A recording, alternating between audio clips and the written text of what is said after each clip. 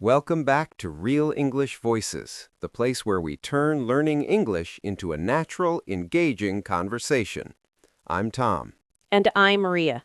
Tom, today we're tackling a topic that seems so simple, but is actually one of the most practical and frequently used in English conversation, talking about your daily routine. It really is. Whether you're meeting a new friend, having a casual chat with a colleague, or giving an interview, being able to fluently describe what you do every day is fundamental. It's the backbone of your conversational English. Exactly. And for our listeners, it's not just about listing activities. It's about mastering the vocabulary, the time prepositions, the sequence adverbs, and the simple present tense that makes the story of your day flow smoothly. Let's start right at the beginning, Ria. The simple present tense. This is the star of the show when you're talking about routine, because a routine is a repeated action, a habit, or a fact about your life. Perfect. And we can start with the most common phrases. I wake up at 6:30 a.m., but I don't actually get up until 7 a.m. That's a key distinction right there, isn't it? Waking up versus getting out of bed. It is. That half an hour is precious thinking time, or maybe scrolling time, let's be honest. And here we can introduce our first set of useful adverbs: usually, generally, and normally. I usually check my phone before I even get out of bed.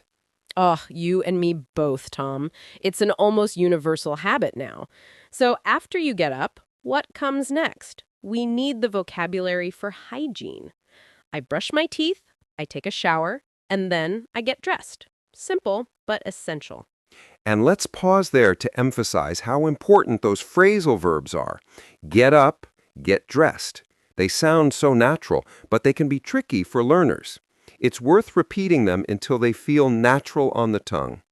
I get dressed in the morning, which means putting on my clothes. Absolutely. And then we move on to the fuel for the day, breakfast. What do you typically have for breakfast? We can use the word have a lot here. I have a cup of coffee and some yogurt. I'm a little more traditional. I prepare and eat a quick bowl of oatmeal. Then for me, the transition time is crucial. I need to get ready to leave the house. I pack my bag, I put on my coat, and then I head out the door. Head out the door is a lovely natural phrase, much better than just saying, I leave. It adds a nice little detail to your story. Now, let's talk about the journey. How do you get to work? We use commute here. Do you commute by car, by bus, or do you take the subway? I take the subway. And here is where we can bring in our time phrases. I leave at 8:30 a.m., and my journey takes about 40 minutes. I usually listen to a podcast, maybe even Real English Voices, during my commute. That word during is very helpful here. It's all about precision. And let's not forget the sequence adverbs. These are the lifeblood of describing a routine. First, then, next, after that, finally. These words guide your listener through your day. So, let's try to string some phrases together using those adverbs. First, I arrive at the office. Then, I check my emails. Next, I grab another cup of coffee. After that, I usually have my first meeting of the day. That's perfect, Tom. It's clear, easy to follow, and sounds incredibly natural. It shows that English isn't just about complicated grammar. It's about knowing the right linking words. Now, the workday itself can be complicated, but we can simplify it for routine conversation. We can talk about the main blocks of the day. I spend the morning working on creative tasks. I attend meetings in the afternoon. And the midday break, lunch. I often have lunch with my colleagues, or sometimes I just grab a quick bite at my desk if I'm really busy. Again, those little phrases like grab a quick bite make you sound so much more fluent. They really do. And now we come to the part of the day everyone looks forward to: finishing work. When I finish my shift at 5 p.m., I head back home. I like to use the verb wind down when I get home. That's a beautiful phrase, wind down. What does winding down look like for you? For me, it means I change out of my work clothes and I relax on the sofa for about 20 minutes. I like to take a brisk walk around my neighborhood to clear my head. Then comes the second main meal of the day, dinner. I prepare dinner around 7 p.m. Notice we use prepare or cook and then eat or have dinner. And then the evening activities, which are often the most personal part of the routine. This is where listeners can really inject their own personality. I often call my family or read a book before bed, or on some evenings, I go to the gym to work out. That's right. The phrase work out is another essential phrasal verb for describing exercise. We don't usually say, I do exercise in casual talk. We say, I work out. And let's not forget the simple pleasure of watching TV or streaming a movie. I think it's important to introduce the concept of exceptions to the routine, too. Because not every day is the same, and being able to talk about deviations is important. For example, on Wednesdays, I go to a language class, so my routine is different. Or, I usually go to bed at 10:30 p.m., but on Fridays, I often stay up late. The key phrase here is on Mondays, Tuesdays, Fridays. That little preposition on before the day of the week is crucial for talking about recurring events. And the word tend to is great for talking about something you often do, but not always. I tend to have a light dinner on weeknights. It shows flexibility and nuance in your English. Let's dedicate a moment to the end of the day, Ria, the final actions. We need a clear way to signal that you're going to sleep. I set my alarm, I turn off the lights, and I get into bed. I might read for a little while before I fall asleep. The phrases set my alarm and fall asleep are perfect closing phrases for the routine. It brings the day to a natural conclusion. The whole story of your day is told using simple present tense and a lot of key vocabulary we've covered. I think we should challenge our listeners to really internalize this vocabulary and these structures. The best way to do that is to narrate their own day out loud to themselves. That's a brilliant idea. When you're performing one of these routine actions, say the sentence in English. When you brush your teeth, say, I am brushing my teeth. And when you look at the clock, say, it is 7 a.m. and I am getting up now. And then, when you talk about the routine in general, shift back to the simple present. I always brush my teeth after breakfast.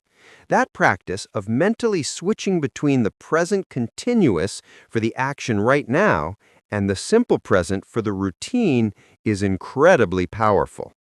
It trains your brain to select the right tense instantly. And let's not forget the fun of talking about other people's routines. Imagine you're talking about a family member. Ah, yes. This is where you practice the third person singular S. My sister wakes up later than I do. My dad watches the news every morning. That little S on the verb is a tiny sound, but it's a huge grammatical marker. It's the tiny detail that makes a fluent English speaker instantly recognizable. And it's so easy to forget in the heat of a conversation. So practice saying, he goes, she works, it rains.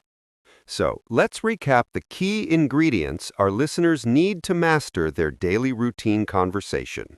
Simple present tense, the third person S, phrasal verbs like get up and head out, sequence adverbs like first and then, and time prepositions like at and during. And the most important ingredient, as always, is confidence. Don't worry about being perfect. Just focus on being understood and using the phrases we've shared today. The more you use them, the more they will feel like your own words. That's the beauty of language acquisition, isn't it? It moves from being a set of rules to a natural expression of your life. And your daily routine is the most personal story you have to tell. Tell it with pride. I love that, Tom. Tell it with pride. Your routine might not be glamorous. It's just getting up, going to work, eating, but it's your life, and you can talk about it beautifully in English. So, your homework for this week, listeners, is to record yourself on your phone describing your day. Start with, first, I wake up at 7 a.m. And finish with, finally, I fall asleep around 11 p.m. Listen back to your own voice. Celebrate your fluency. That's a brilliant idea for self-correction and confidence building. Hearing your own voice speak English fluently is one of the biggest motivators. It really is. Well, Ria, it's been a fantastic journey through the day with you. Always a pleasure, Tom. Keep practicing your routine in English and remember that every sentence you say is a step closer to fluency. Absolutely. Thank you for joining us on Real English Voices. We'll be back soon with more tips to help you master the rhythm of real English. Until then, keep speaking and keep living your life in English. Goodbye, everyone. Bye for now.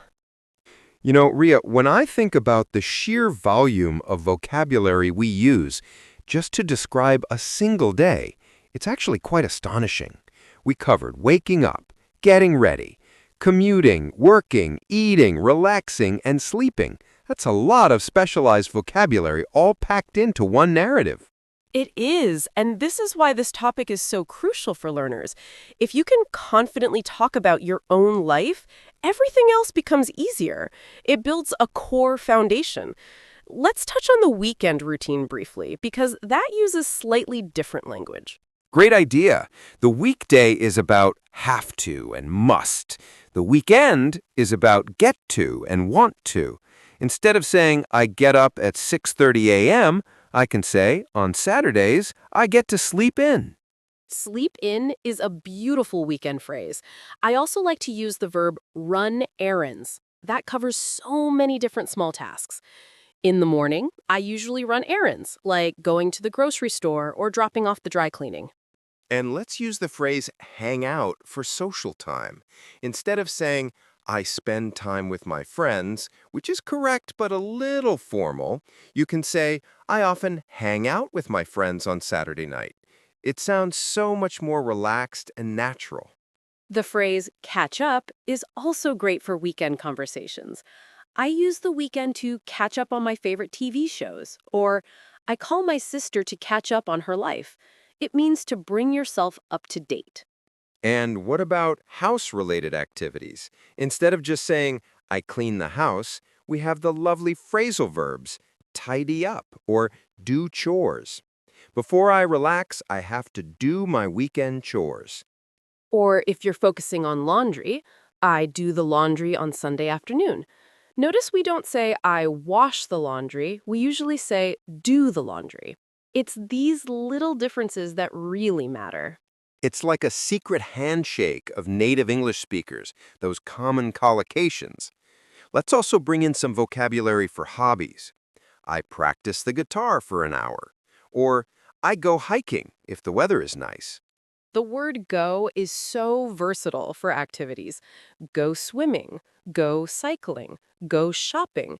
If you follow go with a verb ending in ing, you're talking about an activity, and it's a perfect common structure. So our listeners now have the vocabulary for both the structured weekday and the more relaxed, hobby-filled weekend. They can contrast the two, which is another great conversational skill. During the week, I work long hours, but on the weekend, I prioritize relaxing. And that word, prioritize, is another great, slightly more advanced word to slip into the routine discussion. It shows that you're organizing your time intentionally. You know, I'm getting excited just thinking about all the ways our listeners can apply this. Imagine meeting someone new and being able to share your entire week with them fluently. It builds such an immediate connection. It does. And remember the emotional aspect we talked about earlier. When you talk about your routine, inject a little feeling. Don't just say, I go to work. Say, I jump on the subway and I'm ready to tackle my day. Or, I can't wait to get home and put my feet up. Put my feet up is fantastic. That means to relax, listeners. Use these idiomatic expressions to sound warmer, friendlier, and more human. It's about making your English sound like you. The language should be a reflection of your personality and your life. And the routine is the perfect canvas for that. It's practical, it's personal, and it's repeatable. You get hundreds of chances every week to practice this exact vocabulary. So take advantage of it. Every time you perform an action today, eating, walking, working, narrate it in English. Turn your life into a non-stop, personalized English lesson. That's the ultimate learning hack, isn't it? Language immersion doesn't have to mean moving to an English-speaking country. It means making English a constant soundtrack to your life. Absolutely. And we are so proud of everyone for joining us today and putting in the effort to master something as essential as the daily routine. It's a huge step forward. It really is. Thank you so much for breaking this down with me, Ria.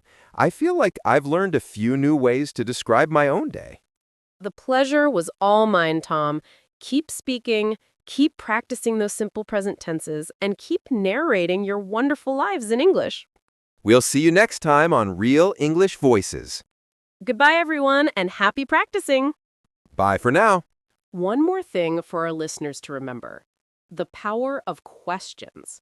When you're talking to a native speaker, don't just state your routine, ask about theirs. Use the simple present tense question structure. What time do you usually wake up? Or where do you usually eat lunch? Asking questions keeps the conversation going and allows you to hear the vocabulary used correctly. It's a two-way street. That is such a key point, Ria. Conversation is a tennis match, not a monologue. And asking about someone's routine is a safe, polite, and universally interesting way to start a conversation. You can even follow up with a WH question. Why do you go to the gym so early? Exactly. And you can introduce contrast. I wake up late, but what about you? What is your morning routine like? Use the structure you've learned today to inquire about their day. This shows you're engaged and it gives you more listening practice. And listening practice is vital. Pay attention to their choice of phrasal verbs and how they use adverbs of frequency, like always, sometimes, rarely, and never. They're all perfect for describing a routine. I always have a second cup of coffee, but my colleague rarely drinks it. These adverbs really color the story of your day, don't they? They add precision. If you're talking about something you only do occasionally, you can say, I occasionally treat myself to a fancy dessert. Or for something you do every day, you use every day or daily. I check my email daily. It's so simple, yet so effective. So the final piece of the puzzle is interaction. Use all the tools we've given you today to not only tell your story, but to invite others to tell theirs. That's how real, engaging English conversation happens. Absolutely. It's about opening the door to connection. And the daily routine is the warmest, most welcoming door there is. We hope this episode has given everyone the confidence to open that door. It certainly has for me. Thanks again, Ria. Thank you, Tom. Until next time, everyone, keep practicing and keep living your life in English. Goodbye. Bye-bye.